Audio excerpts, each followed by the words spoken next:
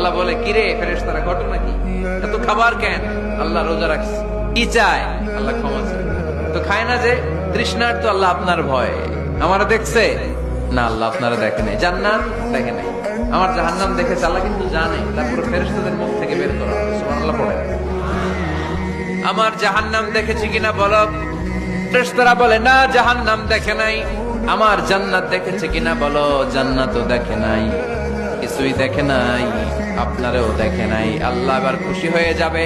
আমার খুশির জন্য, আমার ভয়ে তৃষ্ণার্ত ক্ষুধার্ত সামনে খাবার হাত বাড়ালেই খেতে পারে, গ্লাসটা তুললেই পান করতে পারে, আমার ভয়ে খায় না। আমার ক্ষমা চায়, আমার কাছে ক্ষমা প্রার্থনা করে। এখন আমার বান্দা যা দোয়া করবে, বান্দার সব দোয়া আমি কবুল করে নেব। আল্লাহর ভালোবাসা সফট কর্নার খুব গ্রো করে। যোগ্য যে খুব মারতে হবে, ঠিক কিনা?